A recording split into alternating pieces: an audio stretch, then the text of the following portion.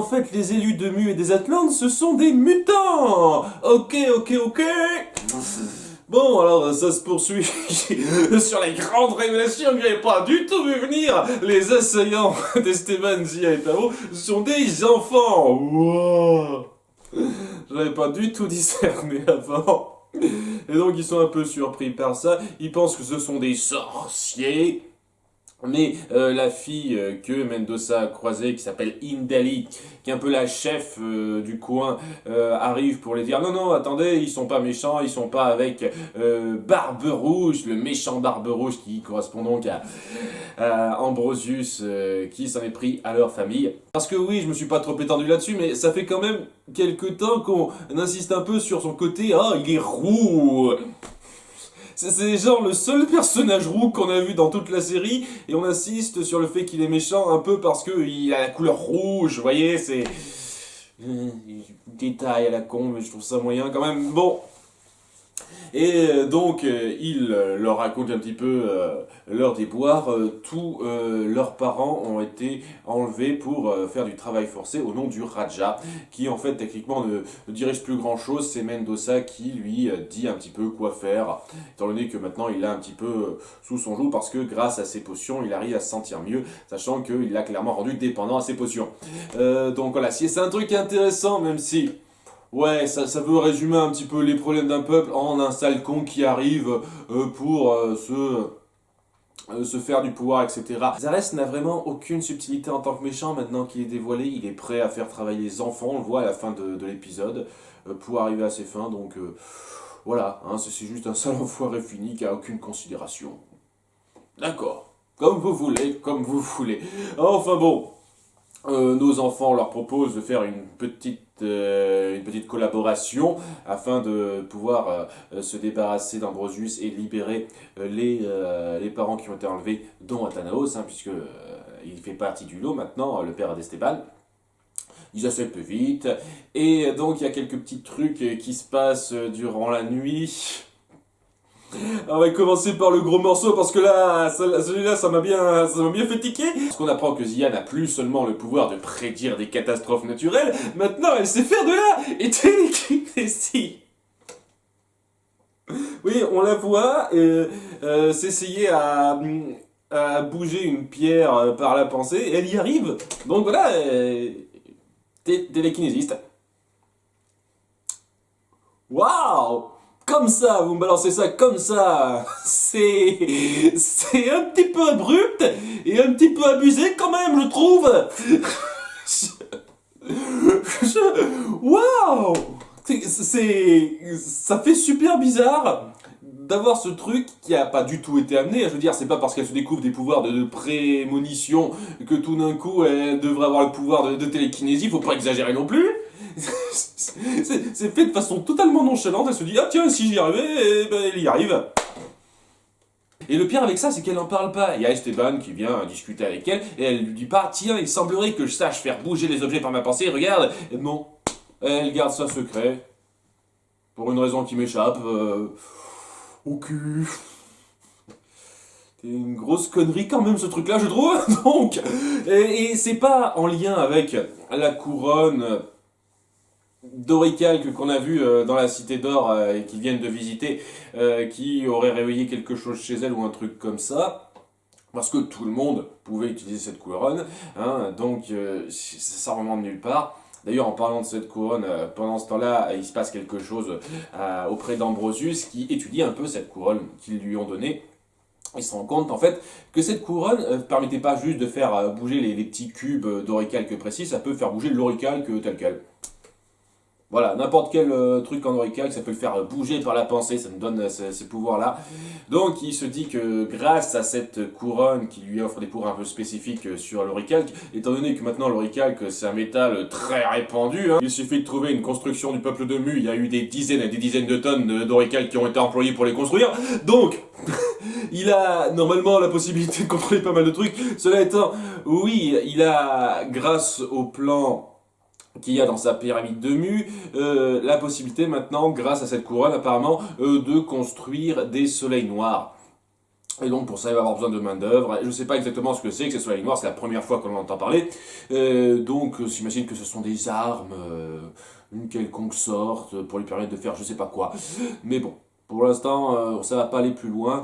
Rapidement, j'en parle. On découvre plus tard dans l'épisode que donc sa disciple femme, dont on voit toujours pas le visage parce qu'elle est très bien encapuchonnée de façon à ce qu'on voit absolument rien. C'est le noir total, quoi.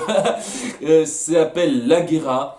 Ça me dit absolument rien, donc je sais pas quoi en penser particulièrement. Donc, c'est pas terminé, cette nuit-là, il se passe aussi un petit truc avec Tao qui discute avec Indali, et on sent qu'il y a un petit début de quelque chose qui se fait entre eux. Alors, on sent que c'est le même truc qu'avec Maïna, et... Alors, rapidement, histoire de dire, je suis relativement content que vous fassiez ça, parce que ça le sort de sa relation, enfin du début de relation qu'il voulait avoir avec Zia, que j'ai trouvé très discutable, hein, si vous vous souvenez bien. Et j'ai le sentiment que c'est qu'ils ont fait ça un peu en réaction, des réactions des gens justement qui ont dû pas beaucoup apprécier et qu'on fasse en sorte que Tao en pince pour Zia. Donc ils se sont dit, ok, maintenant on va faire en sorte qu'il en pince pour une autre fille, d'accord? Ok, ok.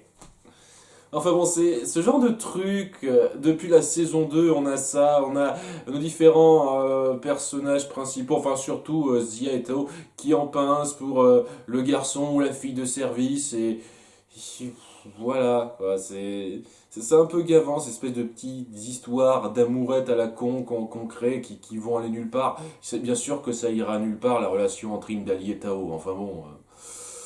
Enfin, du moment que ça confirme qu'ils vont pas aller plus loin dans la relation entre Tao et Zia, vous savez quoi, je suis plutôt content. Hein, c'est déjà une bonne chose, personnellement. Donc, elle lui parle du nom de cet endroit de la région qui s'appelle Patala, et ça éveille quelque chose en Tao. Ah, Patala, c'est un ancien dialecte qui désigne la cité de départ du peuple de Mu. Donc il y a de fortes chances qu'il y ait une cité dans le coin, genre la cité première, primale, ce genre de conneries, je sais pas trop. Donc il est très content par rapport à ça. Rapidement, il y a un éléphant. Ouais, j'en parle rapidement parce qu'ils ont fait un espèce de pseudo-gag autour où cette espèce d'éléphant met sa trompe près d'Esteban, il a peur, gna gna gna gna. On insiste un peu sur « Ah, regardez cet animal », donc j'imagine qu'il sera réutilisé plus tard. Voilà. Bref, la nuit passe et le lendemain, il se crée alors trois groupes. Le premier formé par Mendoza, Esteban et un des gamins du groupe, dire le deuxième plus âgé qui s'appelle je sais pas comment, j'ai pas bien retenu son nom, qui les conduit donc au fort où seraient enfermés, gardés de force les gens, leurs parents. Il y a le deuxième groupe formé de Tao, Zia et Indali qui vont visiter donc le petit temple du coin dans lequel ils pourraient trouver des indices pour les mener à la cité d'or de ce pays. Et le troisième groupe, formé de Sancho, Pedro et deux autres petits gamins, qui les conduisent à une espèce de temple qui vénère le dieu singe parce qu'ils croient qu'il y a il y a peut-être des rubis là-dedans en offrande. C'est une blague des gamins. Je fais ça rapidement histoire de dire que peut-être il y a une importance, mais j'ai le sentiment que c'était juste de la connerie pour rien du tout. Donc je vous raconte ça très vite, c'est cette partie-là. Donc voilà, ils se rentrent dans le temple, Sancho et Pedro, dans l'espoir de trouver des rubis, mais il n'y en a pas. Ils tombent dans un trou parce qu'ils sont attaqués par tout un tas de singes. Enfin, attaqués, un peu agressés, quoi. Et il y a un bruit bizarre qui résonne. Et ils se barrent parce qu'ils ont peur, voilà. C'était la participation de Sancho et Pedro. C'était pas intéressant du tout, et je vous raconte ça histoire de vous raconter parce que peut-être que ça aura une importance, j'en sais rien. Peut-être. Enfin bon, autre moment, donc deuxième groupe avec Tao, Zia et Indali, ils se rendent donc au temple et ils y voient un singe qui est attaché par une corde. Alors, elle explique, Indali, que si ce singe a été attaché, c'est pour prévenir au cas où il y aurait un tigre qui apparaîtrait. Et donc Zia se dit « Ah, mais c'est un comportement cruel », elle le détache, elle le libère, et je voyais tout de suite venir le coup du eh ben forcément il va y avoir un tigre qui va venir, hein. C'est évident, c'est évident, et ça va pas couper, vers la fin il y a un tigre qui arrive, hein. Waouh. C'est le genre de truc, la mise en place tellement prévisible que si c'était pas arrivé, c'est ça qui vous surprendrait en fait. Ça m'aurait surpris qu'il n'y ait pas de tigre qui vienne en fait, mais bon. Donc oui, ce singe a été placé là par deux personnes, donc deux disciples d'Ambrosius, qui étaient venus donc prélever une espèce de stèle dans le mur.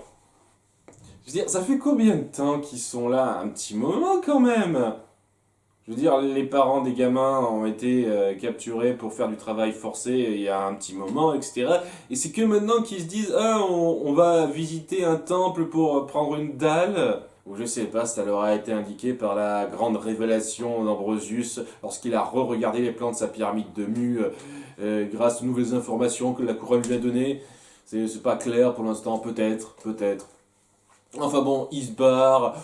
Il y a un moment donné, il y a Tao, Zia et Indali qui se font rapidement voir, mais ils se cachent, donc ils se disent oh, ils ont dû se barrer. Donc les deux adultes se tirent de là, et au moment où nos trois enfants décident d'aller jeter un coup d'œil à ce qu'ils ont piqué, et comme par hasard, on voit l'ombre d'un tigre qui arrive. Et sachant que ça se passe genre 20 secondes après que les adultes ont dit c'est bon on y va, même pas 15 secondes. Donc ils n'ont pas remarqué ce tigre entré. Ok, donc voilà, ça se termine là cette partie-là, et le dernier petit groupe qu'on suit, donc Esteban Mendoza et l'autre gamin, qui les amène donc devant le fort, et où, vous savez quoi, je ne suis pas énormément plaint d'Esteban depuis quelques temps, parce que même si elle a eu quelques comportements un peu impulsifs, une bonne partie du temps j'arrivais à comprendre. Voilà, j'arrivais à comprendre d'où ça venait, même si de temps en temps c'était un peu chiant. Dans la saison 2, lorsqu'il décide de s'infiltrer tout seul dans le temple de Hong Kong, c'est un peu chiant, mais ok, impulsion du moment, etc. Mais ça arrête pas de se répéter, ce genre d'impulsion à la con. Il se dit, ouais, il faut que j'y aille, je réfléchis pas, et ça commence un petit peu à devenir saoulant la longue, hein. Parce que voilà, ce qu'il décide de faire contre les remarques de Mendoza qui lui dit fais attention quand même, c'est l'antre d'Ambrosius et c'est une terrain miné, il y aura que des adversaires là-dedans. Il se dit ok, je vais m'infiltrer sans prendre en compte ses mises en garde, tout seul comme un grand tête brûlée. Donc il se planque dans une cargaison de foin. Cliché much, ça va, hein. Et grâce à ça, il arrive à s'infiltrer dans le palais. Et dans le palais du Raja, on voit qu'il aime bien se parler tout seul. Oh, dans cette situation, Tao dirait, il ne faut pas foncer tête baissée sans avoir un plan. Il voit Ambrosius se diriger vers un tel endroit, et au lieu de le suivre bêtement, parce qu'on comprend bien ses intentions, il se dit ah, la chance me sourit, à nous deux, Arès, tu vas me conduire à mon père. Tout haut comme ça, tout seul. C'est pas très discret d'une part, et d'autre part, j'ai pas particulièrement souvenir que c'était son truc avant. Et j'ai rien contre les personnages qui se parlent tout seuls, hein. Moi-même, ça m'arrive de me parler tout seul, je vous le cache pas. Hein, donc c'est parce que je suis seul, qu'est-ce que vous voulez? Mais j'ai pas souvenir que c'était une caractéristique grandement spécifique d'Esteban. Enfin bref, il suit Zarès jusqu'à son petit labo où on l'a vu à plusieurs reprises. Et au bout d'un moment, Ambrosius voit son reflet dans une de ses fioles et il est repéré. Suspense cliffhanger. Encore que là ça va, c'est un cliffhanger acceptable. Mais putain quoi, cliffhanger à fond, ça devient saoulant. Elle devient vraiment saoulant ces cliffhangers, je vous le cache pas.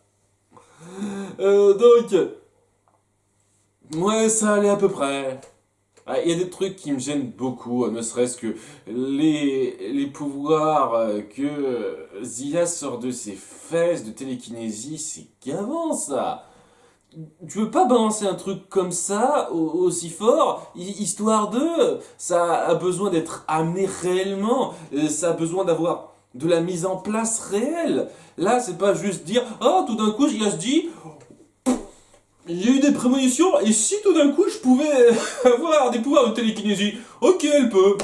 D'accord, non, non, c'est de la connerie. Vous pouvez pas faire ça comme ça. C'est du développement de merde. Il y a pas mal de moments un peu grossiers que j'ai cités dans ma critique. Mais globalement, il y avait quelques moments de tension, des dialogues entre personnages qui allaient acceptablement. Il y a des petits moments, pas mal de petits moments relativement sympathiques qui rattrapaient les moments gros et abusés, ce qui fait que ça passait à peu près vaguement. Voilà. Rien de transcendant. Là, on retombe dans les épisodes qui sont passables. Voilà. À bientôt pour l'épisode 13. Bye.